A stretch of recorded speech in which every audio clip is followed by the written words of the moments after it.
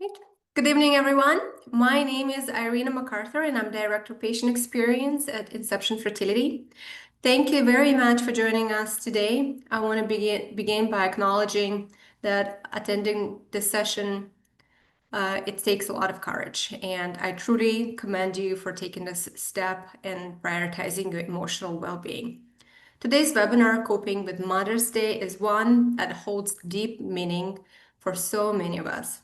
For those walking in the path of infertility, Mother's Days can be one of the most emotional, complex, and challenging times of the year. While society tends to blanket this holiday with flowers and joy and celebrations, we understand that it can be very difficult and brings a lot of grief and isolation. This session was created with one purpose in mind: to support you, to give you space to feel seen, validated, and genuinely um, connected and understood with compassion. And we hope to provide you with practical tools today. It's my absolute honor to welcome our speaker today, Dr. Dolmar. She's a pioneer in the field of mind and body medicine for women's health. And Dr. Dolmar is our Chief Compassionate Officer at Inception Fertility. She is also a doctor of, and actually a professor. I apologize, associate professor at Harvard Medical School. Her groundbreaking work has helped so many patients in this field. We will close the section with Q&A. So if you have any questions for Dr. Domar, please do not hesitate to jot them in the chat box, in the question box, and we will address them at the end of the session. Without any further ado, I'll pass the floor to Dr. Domar. Thanks, Serena. So I'm here to talk about Mother's Day. And, I'm a psychologist by training. I've been seeing infertility patients since 1987. And Mother's Day can be hard, and if Mother's Day is not hard for you, I'll say this later in the presentation, kudos to you. But for most people who are struggling to build their families, Mother's Day is a tough day. Next slide, please. So, I've counseled thousands of patients as they've gone through Mother's Day. We all know how hard this journey can be. And, I'm here, Arena's here to support you, really for one of the harder holidays of the year for many people. Next slide, please. So what I really want to talk about is sort of why Mother's Day can be so hard, although that might feel obvious. Some practical coping strategies, what to say to others to be self-protective, and honestly, just setting boundaries. Because, I have had so many patients to say this is the day of the year they dread the most. And they also sort of mark infertility by Mother's Day. They're thinking, okay, so I have infertility now, but next Mother's Day I'll be pregnant or I'll have a baby. And then to have another Mother's Day if you're not pregnant and or don't have a baby can be really hard. Next slide, please. So let's talk about guilt. There are a lot of serious, silly things that cause guilt, and there's serious things about guilt. But I say this, I see patients about a half day a week that you should never feel guilty that Mother's Day is a struggle for you. And you should never feel that you're selfish, that you don't want to just joyously honor, your mother and your mother-in-law and your sister and your sisters-in-law or whatever. Mother's Day can be a real struggle. Next slide, please.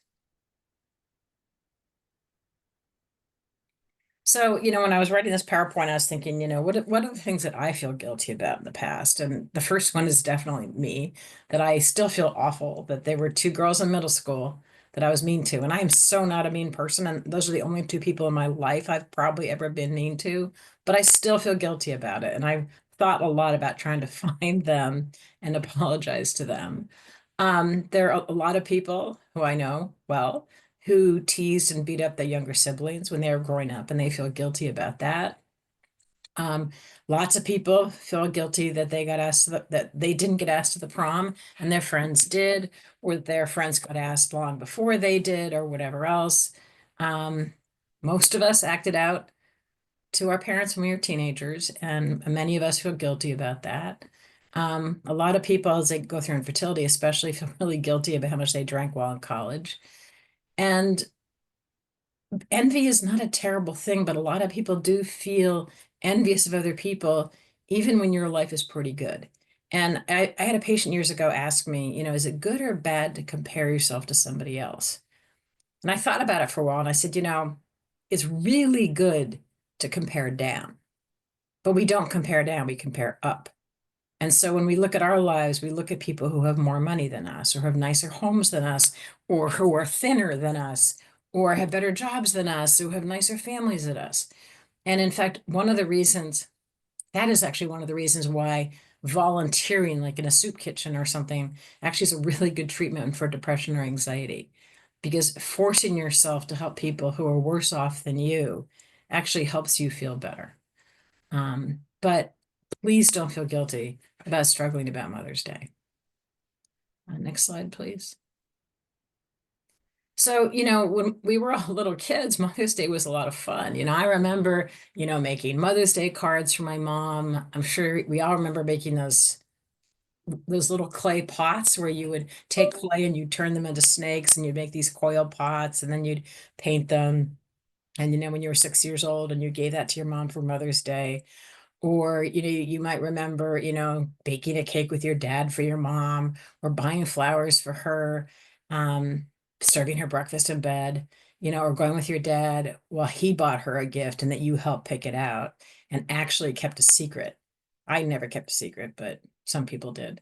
So it might have been a lot of fun when you were a kid to celebrate your mom or your grandmother, but now maybe not so much. Maybe, all the ads you see everywhere about Mother's Day, the cards in every store, the flowers, et cetera, might very well be a reminder of what you don't have yet and what you really want as a child or another child. Next slide, please. So during infertility, Mother's Day takes on a whole new meaning, because, yeah, you can still potentially celebrate your mother and your mother-in-law and your grandmother, but it's not celebrating you in the role you want more than anything else. And so it can have a really different meaning. And as I said, there's so much in social media and TV ads and newspaper ads and magazine ads about how to celebrate Mother's Day. And how can you be the best child to your mother, and how will you be honored by your children? And it's all well and good if you're a mom, but if you're wanting to be a mom and you're not a mom, that's where it gets really hard. Next slide, please. So a lot of people going through infertility just feel really left out or invisible. People get really excited about Mother's Day. You might have a friend, it's her first year as a mother, and she's all excited and she can't stop talking about it. You may very well, as I said, feel guilty that you can't celebrate other people because you're jealous, you're envious. And that's a really normal, very self-protective, good emotion to have about now. You may feel very angry or sad when people make insensitive comments to you, and I'll talk about those in a little while. And you might, if you have family traditions of the family gathering at your mother's house or your grandmother's house or your mother-in-law's house for Mother's Day, that might be a real trigger for you, is to have to celebrate all the other mothers in your life except for yourself. Next slide, please. So I just want you to think for a second. I don't want you to share this, but what do you think are your top 3 emotional triggers about Mother's Day? Is it, people being insensitive to you? Is it you feeling obligated to celebrate other mothers and no one stops to think how hard a day this is for you? And I also want to start thinking, what boundaries can you put in place to protect yourself over Mother's Day and between now and Mother's Day? So if you happen to be one of those rare individuals who's fine with Mother's Day and you feel really good about honoring your mother or your mother-in-law or your grandmother or your siblings, good for you. If Mother's Day doesn't bother you, kudos to you. You're in the minority, but you're showing a lot of strength.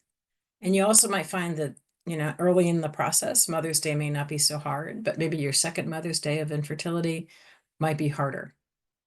But if you find Mother's Day to be hard, I've got some ideas for you. Next slide, please. So I just had cataract surgery, and so I can't read things. They changed me from being farsighted to being nearsighted, so I have to take my glasses off to read now. So, as I've said over and over and over again, number one, please don't feel badly about really struggling during this time. Mother's Day, most of my patients have said that Mother's Day is the hardest day of the year for them, or the time leading up to Mother's Day is really hard. So I'm asking you, how can you be self-protective? How can you protect yourself when you feel like the whole world is celebrating mothers, of which right now you're not one?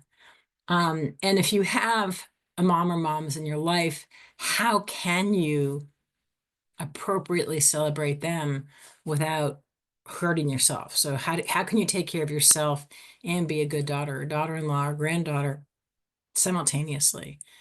And so I would ask you questions, do you really have to go to your parents' home or your in-laws' home for the big Mother's Day celebration? I think it's a really good idea if you develop a stomach bug that day. And oh gosh, you can't go to Mother's Day if you have a stomach bug. I've heard that norovirus is going around. In fact, I know someone right now who has it. Maybe you've been exposed to COVID. Maybe you tested and you tested positive for COVID. And I'm saying these in quotes, because these days nobody wants you near them if you have a stomach bug, and no one wants you near them if you have COVID. And those are very plausible reasons why you can't go to a celebration that makes you uncomfortable. Next slide, please. So, when I talk to my patients about, how can you cope for the next week and a half? Number one, please be kind to yourself. This is a time where you really need to be self-protective. And, as I said, if you have to develop COVID or norovirus or whatever, that might be a good thing. You definitely want to limit exposure to social media, because this is the time when everyone starts showing pictures of their families and, everything that people are doing for them for Mother's Day. And as the time gets closer, people are going to post pictures of all the flowers they got and the candy and the jewelry and everything else. There's no reason why you can't buy yourself flowers or candy or jewelry. We'll talk in a minute about this is a really good time to do things that bring you joy. And you're under doctor's orders now that if you want to skip a Mother's Day event, it really is okay. You're not going to skip these events for the rest of your life, but maybe this year it's okay if you skip a Mother's Day event. Next slide, please. So if you have to, if you have to go to your parents' house, your mother's house, your mother-in-law's house, your grandmother's house, your sister's house, or whoever it is, and COVID isn't doing it for you, here's some ideas. So you want to be prepared for people saying things that they feel are well intentioned but actually hurt you. And so people are going to say things like, so when are we going to celebrate you as a mom? And, what do you mean you have to leave early? Don't you want to honor your mother, your mother-in-law? And, this is the first year your sister's a mom. You're being really selfish if you can't celebrate her. And these are things that people have actually said to my patients. And I just can't fathom ever saying that to somebody.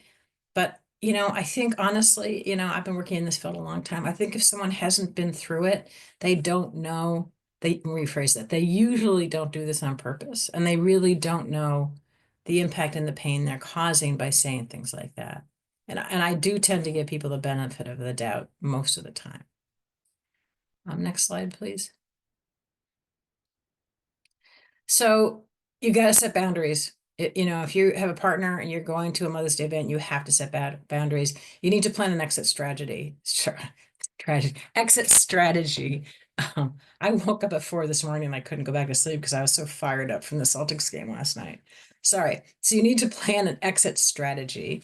So, if everyone starts talking about mothers or babies or people start bringing out infants, that's a really good time for you to leave.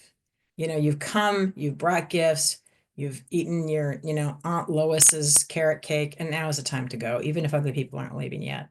If you have a partner, bring your partner. If you don't have a partner, bring a friend. It's much easier to go to these things with somebody who can support you, who can deflect comments for you.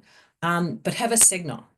Like, it's like, tugging on your ear or running your hand through your hair, whatever, which means you need to get out of there. And you don't care what they say to get you out of there, but they got to get you out of there. And while you're at the event, you don't have to sit in a room with 3 pregnant women and 2 babies. You can wash dishes in the kitchen. You can take a walk. You can tell people you have a headache and you need to lie down. There are lots of ways to get away. You can, if there are a bunch of men in another room watching I guess basketball this time of year, there's no football. Watching basketball or baseball or hockey playoffs or basketball playoffs, join them. Don't feel like you have to sit with people who make you feel uncomfortable. Next slide, please.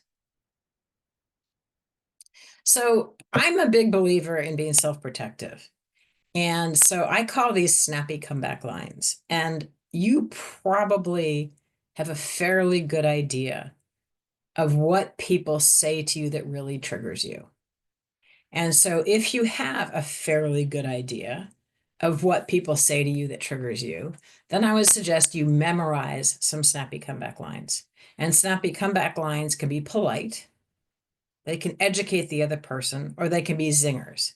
And I like zingers, but they're meant for people who pretend to be kind, but are really being mean or competitive. And you know who they are. They might be a sibling, it might be a sister or brother-in-law, it may be a nasty old aunt. It doesn't matter, but there are people who do say things that hurt you and they don't seem to care. So what I'd like you to do is to sort of take a few seconds now to think about what are things that people might say to you in general, and especially on Mother's Day, that will be a trigger for you. And then we'll go through, memorize what you want to say in return. Because I'm the kind of person, this happens to me all the time, that someone says something mean to me or something that makes me feel bad. And 3 days later, I think of what I should have said in return. Like I just don't think on my feet, and it's really hard for me to zing people, especially on my feet. And so what I try to do is if I know I'm going to see somebody who tends to be mean to me, I try to memorize a few zingers in case the people know who they are. Anyway, so again, think about things that people say to you that trigger you, and then think about a polite answer, an answer to educate the person, or if they're purposely being mean to you, zing them right back. Next slide, please. So for example, you walk into Mother's Day, you have flowers for your mom, you bring candy for your sister, et cetera, et cetera. And someone says to you, well, when are we going to be celebrating you as a mom? And, you're not supposed to slap them. And, a polite response could be, I hope really soon. That would be great. I hope it's really soon. Or you could try to educate them. And you could say, achieving motherhood can be more challenging for some people than others. And so, yes, we would love to be parents, or I would love to be a mom, but it's taking time. Or you can be assertive, and this is a zinger, and say something like, that comment's really painful. I would really appreciate in the future that you'd be more sensitive. And that's about as nice a zinger as I can come up with, because my zingers are usually pretty nasty. Sorry. Next slide, please. So if you have a partner, and you're going to a Mother's Day event, you need to talk beforehand what's comfortable for you and what's not comfortable for you. So if your partner or sister, for example, has had a baby and your sister-in-law says, oh, do you want to hold the baby? Your partner can sort of, swoop in and say, oh, let me hold the baby or whatever else, just to protect you. And as I said, come up with some kind of signal so that when you need a break or you need to leave, your partner is going to play defense for you. And afterwards, the two of you should talk about, what felt okay about the event and what didn't feel okay about the event. But definitely, especially if it's with your partner's family, let them take the lead on protecting you and just handling relatives. And, I've had so many, I have actually seen in my career, I think 2 or 3 mothers-in-law, because they were so mean to my patients. And finally, I said to my patients, you know what? Just bring her in here and let me deal with her. And honestly, a lot of the times the mothers-in-law don't mean to be bitchy. They just say what they're thinking. And we all know the kind of people who sort of lack the filter and just say what they're thinking. But if your partner knows their mother is like that, they need to play defense. I'm trying to remember the football term where a quarterback is always protected, but anyway, your partner should be that person for you. Next slide, please. So here's some do's and don'ts. And actually, I think we have this first one twice because I really like it. So just make a list of joys. Make a list of 20 things that make you smile. And you'll see the last one. Things like buying yourself flowers. Get yourself a sweet smelling bouquet every Monday. I was in New York last week, and at every street corner you could buy lilies. And so I bought 2 lilies, and over the course of the week, literally, I was staying in a friend's apartment, like every room in the apartment smelled like the lilies, and it just made me happy. Or, buy yourself a box of really good chocolates and have one really good piece of chocolate every day. Um, if Mother's Day is hard for you, the following weekend, plan a special weekend. That's a non-Mother's Day weekend for you. Journaling your emotions always helps. Write down your thoughts and feelings. Talking about them keeps them frozen in time, but write them down. You'll get some insight and catharsis by writing them down. And if you're mad at somebody, write about why you're mad at them. Connect with other people. Join a support group. Look what Resolve has to offer. Resolve is the National Infertility Organization. They have support groups in every state. A lot of Prelude clinics have support groups for free, where you can just meet once a week or once a month and just talk to other people who are going through this. I think one of the hardest things about this is you do have to accept the fact that people who've never been through this have no idea how hard this is for you, and they have no idea what to say. And so you might need to educate people. And again, my husband calls me a pathological optimist, but I do believe most people don't try to be mean. I mean, yes, there are lots of mean people out there, but I think people don't try to be mean. And I think educating them about infertility, if you feel you can do that, is a good goal for you. It might make Mother's Day easier for you if you can explain to people why this is so hard. And you can tell them that I said that Mother's Day is really hard for the vast majority of people going through infertility. Next slide, please. So if, again, we've said this before, if you have to attend a Mother's Day event, and I would really strongly recommend you develop a stomach bug, but if you have to attend a Mother's Day event, have an excuse why you have to leave. So you have to leave because, you need to walk your dog, or you have to leave because you have to go to your in-laws for Mother's Day, or you have to leave because you have to leave for a work trip. I don't care what you have to lie about, just get out of there if you can't bear staying. As I said before, if you have a partner, have a pre-arranged signal so that you both can coordinate leaving when you need to leave. And, as I said before, take a walk, nap, help out in the kitchen, go outside, play with the dog, do whatever you need to do to be self-protective. Next slide, please. So a few don'ts. Please don't force yourself to attend events. I know people feel this obligation, like, oh gosh, it's my sister's first Mother's Day. It's my sister-in-law's first Mother's. I don't care. This is a temporary crisis. I'll talk about it at the end, but please don't force yourself to attend. This is hopefully the last Mother's Day where you're not going to have good news. And so don't force yourself. Don't host, because the problem is if you host, you can't leave early. The good thing about hosting is you can spend the whole time in the kitchen. But if you don't want to host, don't host. Don't go shopping in stores that are packed with Mother's Day. So going to florist shops and boutiques and things like that is probably not a great idea. It's going to be full of Mother's Day stuff. And don't bottle up your emotions. Talk to people, talk to your partner, talk to a therapist, join a support group, go online, find, chat rooms where you can vent. Don't keep it inside. Next slide, please. So as I said before, I think the hardest thing to remember is that infertility is a temporary crisis. You are not going to feel this way for the rest of your life. And just right now, focus on getting through a week from Sunday, one day at a time, and maybe, and hopefully, and I really hope for you that next year, Mother's Day will be a very different experience. Next slide, please. And you know what? You have to remember you're not alone. At inception, we see 50,000 new patients a year. And there are lots and lots and lots of people. And currently, the current United States stats, which I assume probably also covers Canada, it's 1 in 6 people are going through infertility at some point in their reproductive years. 1 in 6, which means that a lot of people that are going through infertility or have gone through infertility or who will go through infertility. It's very common. But your feelings are valid. Your boundaries are matter, and you need to take care of yourself. Next slide, please. So I'm happy to answer any questions. I think Arena said you can put questions in the chat box or whatever it's called. Thank you, Ali. I actually, I'll start this session with a question that I have. We covered quite a few important topics during the session today, but, I was thinking about it as you were talking, disconnecting yourself from the people that might say hurtful things, and it might not be intentional. People might not realize how hard this journey is for you. But what would be your recommendation on rebuilding the friendship after you've been, you pulled away yourself for extensive period of time to go through IVF and everything else? What would be your recommendation on going back on track with your friendship and going back to normal after you have a positive news?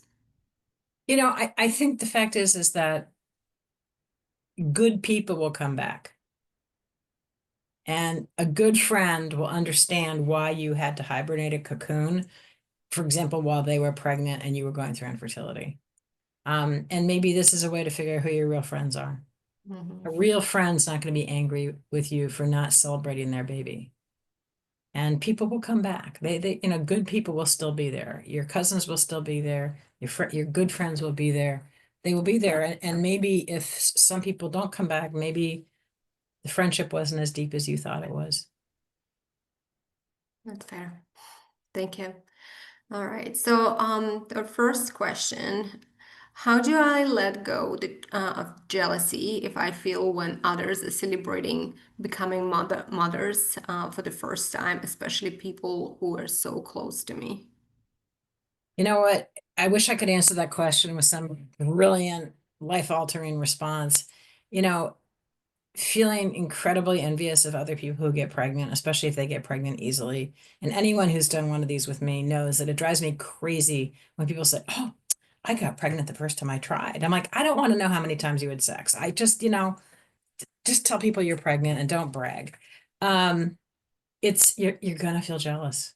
You Mm. know, it's human nature that if there's something you want more than anything in the world and you're going through so much to get it and spending money and giving yourself shots and going to the clinics for vaginal ultrasounds and all the yucky stuff that having a baby through treatment involves, and someone else has sex with their partner and gets pregnant, that feels really unfair. And we get the most upset when things are unfair. And it's unfair. It's unfair that anyone has to go through infertility. And if you are feeling jealous, it means you're having a normal and healthy reaction.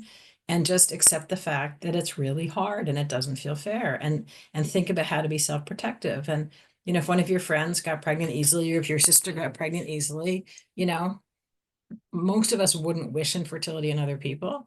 But it doesn't mean you have to, go gaga over the pregnancy or go gaga over the baby. As I said, just send a nice gift. Mhm. And then hopefully when you've joined the motherhood club, you'll come back. Right. That's a very good advice. Thank you, Ali. You already touched on this subject during our webinar, but there's a question. So one of the patients is asking, my sister just had a baby, and my family expects me to host a Mother's Day brunch. I don't think I can handle it. How shall I say no without causing family drama?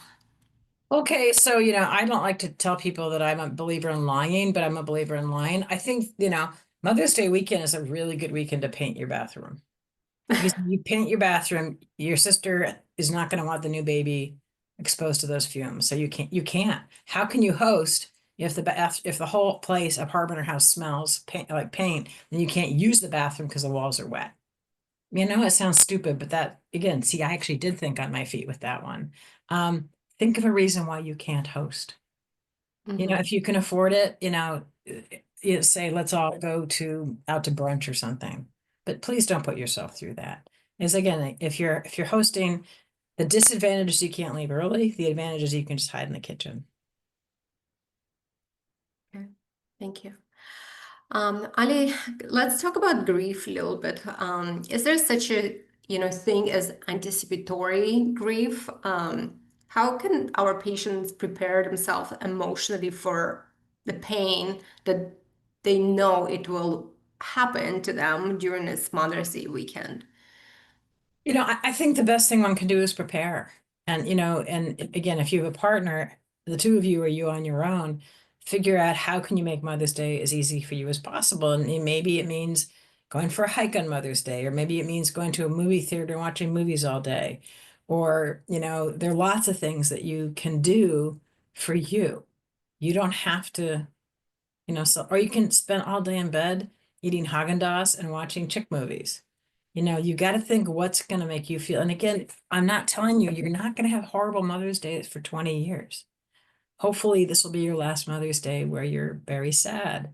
And so you need to figure out how to take better care of yourself this Mother's Day just to get it over with, just get through it. And then things will get easier. And as I said, I think a great thing is to make plans to have a non-Mother's Day weekend, the weekend after Mother's Day. And I believe, Mother's Day is a widely celebrated holiday in North America. I don't think it's celebrated to this extent anywhere else in the world. Oh, Americans are nuts about holidays. Right. So if you really want to escape, maybe, take a trip to, other country where Go where to, go to a country where the 11th is not Mother's Day. oh, exactly, right. All right. The next question is actually came up, and I've never seen this question before. So I'm very Uh-oh. curious how you're gonna Oh, handle this, goodness. Sally. Ah, As someone who identifies as LGBTQ yep. plus, I sometimes feel excluded from traditional infertility and Mother's Day conversations. How can I find more inclusive support? That's a really good question. And, it's something that, we're seeing more and more of because a recent study showed that 60% of people from the LGBTQ plus community want to have families. And in fact, I was just talking to a patient this morning, a man married to a man, trying to figure out, how do you choose an egg donor? How do you pay for a surrogate? Things like that. So it's getting far more common. And I would actually probably start with a family equality council, because they are an organization dedicated to helping people from the LGBTQ plus community build their families. And actually, I'm certified by them as an LGBTQ plus therapist. Um, Mother's Day is going to feel the same no matter what your gender or sexual orientation or whatever else. So it's really hard to feel excluded. And people from the LGBTQ plus community feel excluded anyway. And so it can make it worse. But you need to honor yourself. If you are somebody from that community who wants to be a mom, it doesn't really matter who you sleep with or what genitalia you were born with. The feelings are the same. Your families may not get that, and your friends may not get that. I get that. People from your community will get that, and people from the Family Equality Council will get that. Thank you. Ali, there's a question that is actually it's very difficult one even for me to read. But very important that we address that. A patient had a miscarriage a few months ago, so it's already a heartbreaking event on its own. And she doesn't feel like she's being supported just to move on yet, and didn't move on yet from that event. Do you, she's asking, do I have a right to grieve on Mother's Day even though no one Absolutely. saw her as a mother? I mean, the expression I use for people who've had a pregnancy loss is you're a mom with empty arms. And it's not my original mind, but I read it somewhere that someone who had a loss is a mother with empty arms. And so, yeah, you absolutely have a right to celebrate yourself in any way you can. And I think it'd be a great day to honor that little soul. So whether you write a letter or create a poem or plant a plant in honor of that little soul, it honoring the soul of this unborn baby can really help you with closure and to say goodbye and to grieve in a healthier way. Thank you. I know it's a very difficult subject, and I can only imagine what this patient is going through. Oh, I mean, I've had a miscarriage. It's terrible. Um, It's a, you know, and I thought when I had a miscarriage, I'd probably counseled 1,000 patients who had a miscarriage, and I thought I knew everything there was to know about having a miscarriage until I had a miscarriage. And then I realized how hard it was and how it takes a long time to recover and to grieve and to mourn that loss. Uh, I don't see any upcoming questions. We'll maybe give a couple of more seconds for anyone to drop the question in the chat box, and I'll be happy to address those questions. But if not, I just, wish you a lot of courage this upcoming weekend. I know it's not going to be easy, but we're here for you. You're not alone. And there's a community there for you. You've been seen and you've been heard. Absolutely. I wish you all the best. Be self-protective, get COVID, lie in bed, and eat bonbons. Thank you. Bye, everybody. Thank you very much and have a good evening.